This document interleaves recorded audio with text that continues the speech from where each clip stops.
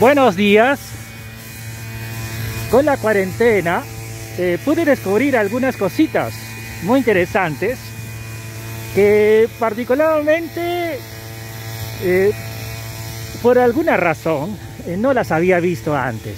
Bueno, por decir, a riesgo de que me consideren una persona de otro planeta o de otro mundo, debo confesar que nunca había visto ninguna película de la saga de Indiana Jones. Ninguna, ¿eh?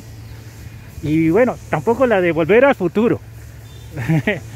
Así que a riesgo de hacerme odiar por medio mundo, sí, debo admitir que nunca las había visto.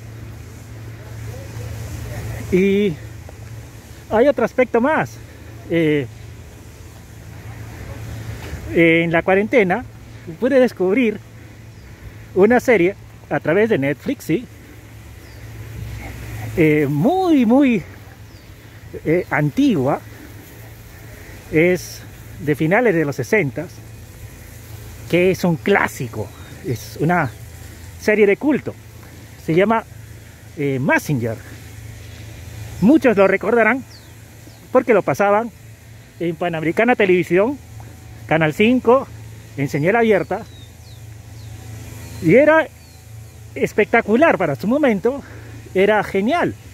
Era una serie de mecha, es decir, aventuras con robots tripulados, con un personaje carismático, a tope de masculinidad. Seguramente las feministas de ahora lo llamarían masculinidad tóxica. Bueno, simplemente para nosotros era un modelo a seguir. Era un hombre o un joven que aún no llegaba a la madurez, que estaba descubriéndose a sí mismo y que gracias a su coraje y valentía superaba obstáculos impresionantes contra enemigos cada cual más poderoso uno de otro. Yo no sé si llamar a eso masculinidad tóxica, pero ya muchos quisiéramos tener esas convicciones, esa fuerza, ese coraje, esa valentía necesaria en momentos difíciles. En suma, para mí era un personaje extrañable, Koji Kabuto. ¿Cómo no olvidarse de ese personaje fabuloso? Bueno, Koji Kabuto, ese personaje que ahora sería tildado como un barril sin fondo de testosterona, era el héroe de la serie. Y de un momento a otro descubro que está en Netflix, esa cadena streaming experta en deformar series buenas. Y yo me dije, uy, si Mazinger está ahí, deben haberlo deformado. No obstante, con bastante prudencia me acerqué a verlo y descubro que es la versión antigua. Si habrá tenido censuras o no, es muy difícil notarlo.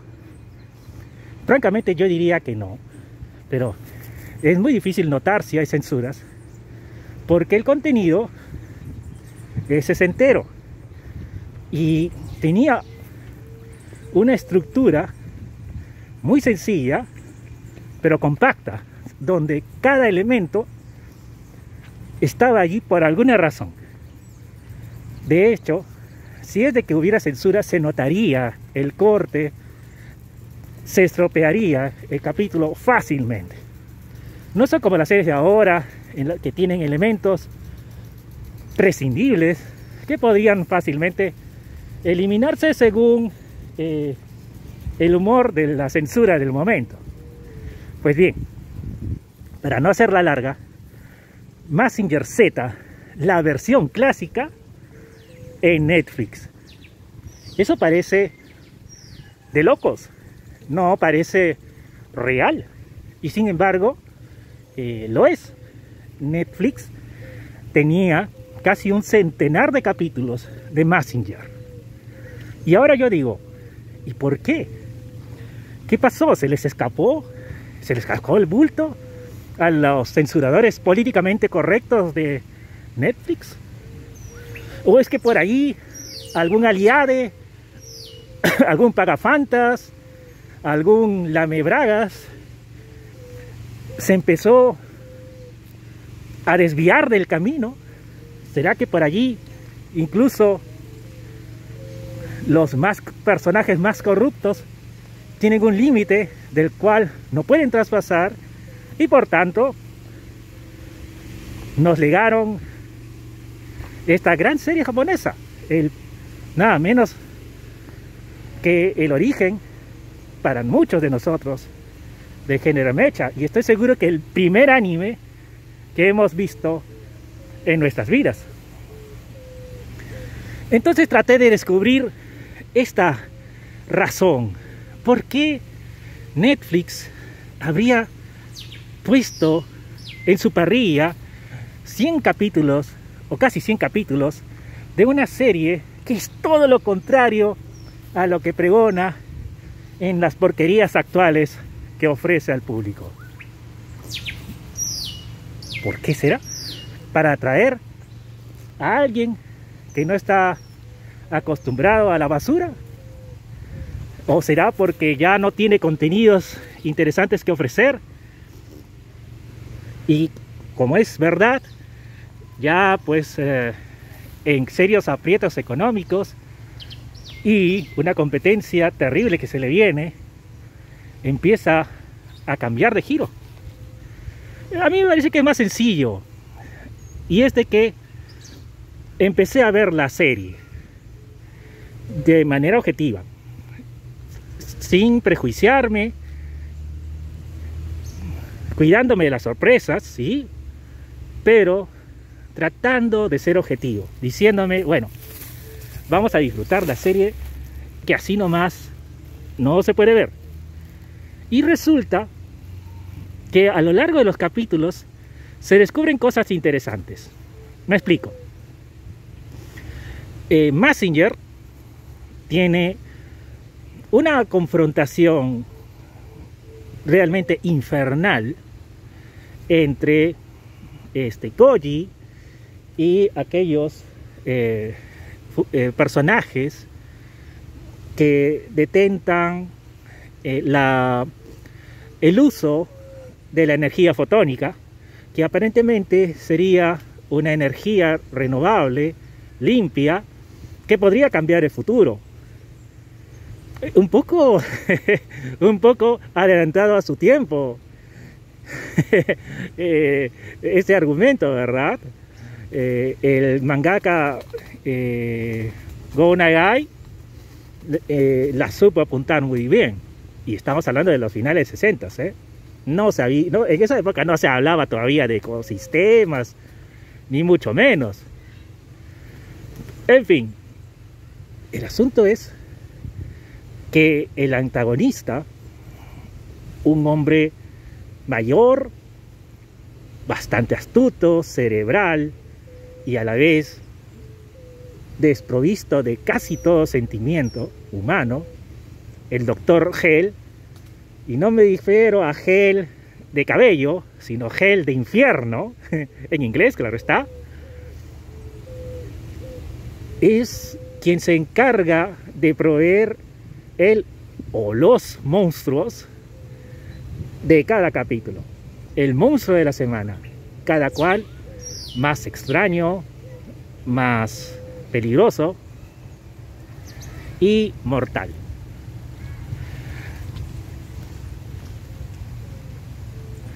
El Dr. Hell podría ser un villano común y corriente para cualquier serie, incluso actual. En sí mismo no llamaría tanto la atención, solamente es un científico loco al uso. lo interesante son sus secuaces, cada cual más descabellado. El primero en aparecer, que tendrá una enorme trascendencia en la trama, se llama Barón Ashura. Ahora, hay una ironía muy interesante en el nombre de este personaje. Para empezar, este varón es un hermafrodita, que bien podemos escucharlo con voz de hombre y girar la cabeza y empezar a hablar como mujer. La verdad, cuando uno es niño, no se sentía muy incómodo, sino más bien muy gracioso al ver un hombre mitad, bueno, vamos a decirlo claro, al ver un ser que es mitad hombre, mitad mujer, que por momentos tenía una voz aguda y chillona y por momentos una voz grave e imperiosa, que en los momentos decisivos de la batalla tenía un coraje y un valor impresionantes que verdaderamente llevaban a pensar, uy, el protagonista la va a pasar mal. Y por otros lados una voz chillona que ordenaba la retirada inmediata porque el personaje le había dado una cataneada de padre y señor mío. Entonces el varón Ashura por momentos se robaba el capítulo, incluso más que el Dr. Hell o el propio Koji Kabuto, quien tenía varios problemas personales, todo un enredo amoroso con Sayaka, la hija del director principal del laboratorio de energía fotónica. El hecho es que si hay un personaje adelantado a su tiempo y que calza exactamente con el sentir de las generaciones actuales, de la generación llamada de cristal, definitivamente tiene que ser este. Si hay un personaje que las feministas, feminazis o demás personas de esta laya tomarían como emblema, estandarte, pues sí, es el varón Ashura, porque comparte no solamente su ideología, sino su histeria, su forma de actuar. Es un personaje mitad hombre, mitad mujer, tal como ellas quisieran, ¿no? Está hecho para la época actual, en que ellos, las feministas de tercera ola, quieren deconstruir al hombre a su regalada gana y quieren también deconstruir a las mujeres a su gusto y entender, ¿no? Una época en la cual los hombres se vuelven afeminados y las mujeres pierden su feminidad y se vuelven, vaya uno a saber qué cosa, una caricatura de sí mismas. El hecho es que el varón Ashura en los años 60 y 70 podría ser cómico, pero en la época actual sería un estandarte del movimiento feminista contra la opresión del machismo, del Dr. Hell, quien aparentemente lo trata ya no como un jefe, sino ni como un superior, simplemente lo trata como un esclavo, ¿no? O peor que eso. Hay capítulos en que verdaderamente la relación entre estos dos, Hell y el varón Ashura, es de abyección, de humillación. Claro, si lo vemos con ojos actuales, en esa época, de chiquillos, no todos nos reíamos porque el héroe había ganado y los dos villanos estaban que no sabían cómo desfogar su ira. Era un final justo, era un final agradable, hilarante, que recompensaba al espectador, porque era divertido ver a los malos comiéndose sus canalladas. Pero en la época actual, inclusiva, eso sonaría una herejía. Más bien, el varón Ashura está en medio de dos machos dominantes, dos machos alfa. Un macho joven, que es Koji Kabuto. Las feministas llamarían así, Koji Kabuto, que no tiene ojos más para su confrontación heroica, su masculinidad tóxica y salvar un mundo que tal vez no valga la pena. Por el otro lado, tenemos al Dr. Hell, un hombre viejo, mayor, ególatra, que quiere destruir al mundo solamente para demostrar que él es capaz de hacerlo y porque tiene la inteligencia para crear los monstruos que lo destruirán. En cambio, el varón Ashura, pobrecito él, o pobrecita él, y eso es lo interesante, uno no sabe cómo decirlo, sería muy difícil saber a qué baño va el varón Ashura, por empezar. El varón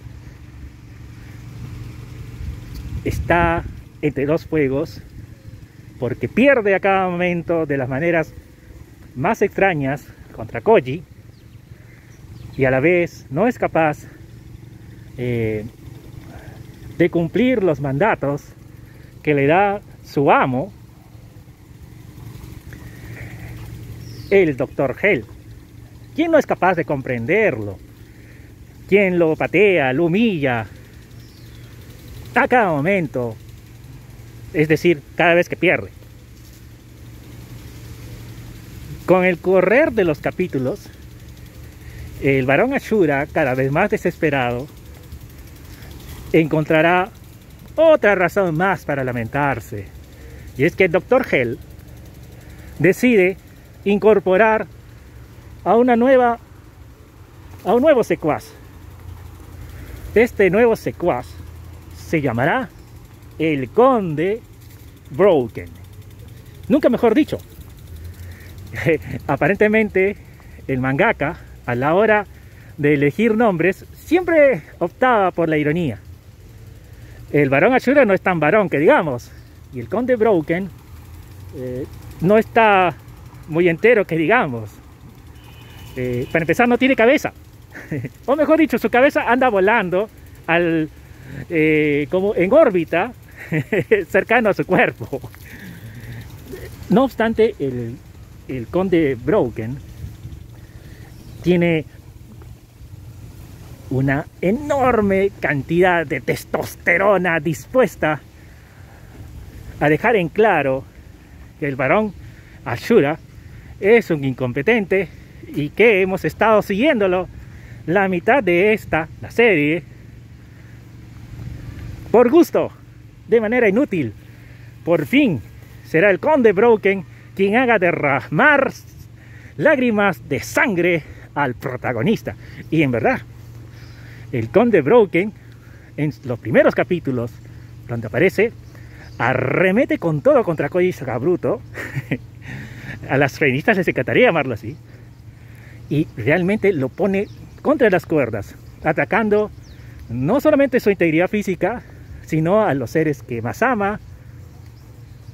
En realidad, hay varios capítulos en que realmente el Conde Broken ya había ganado, pero los celos del varón Ashura, esa necesidad de impedir que sea el Conde Broken que se lleve todos los laureles, impide dar la estocada final, lo que permite, por supuesto, que el protagonista se salve.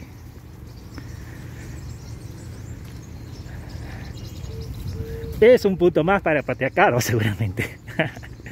El hecho es que el varón Ashura, ya conforme la serie avanza, en sus finales capítulos,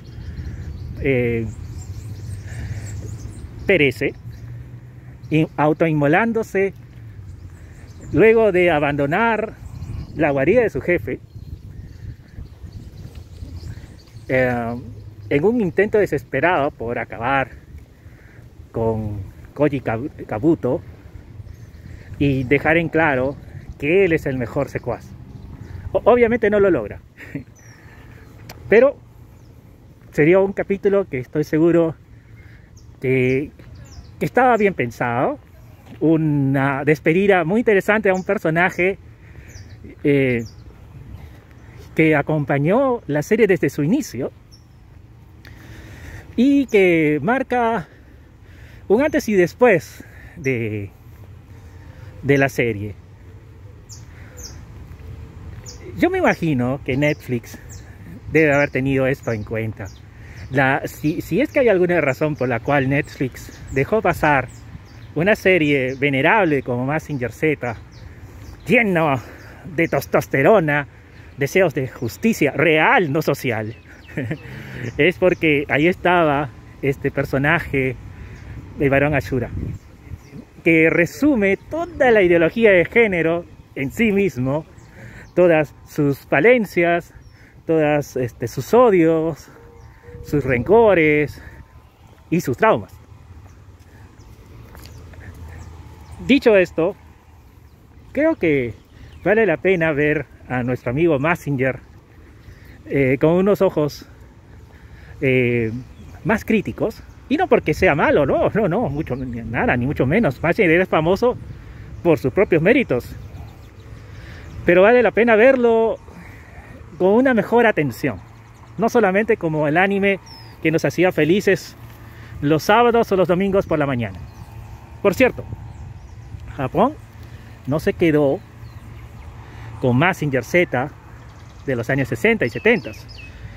La serie acaba con la destrucción del robot en un capítulo que estoy seguro que a muchos les hará verter lágrimas, para ser reemplazado por otro personaje, Tetsuya, es el piloto de el gran Mazinger.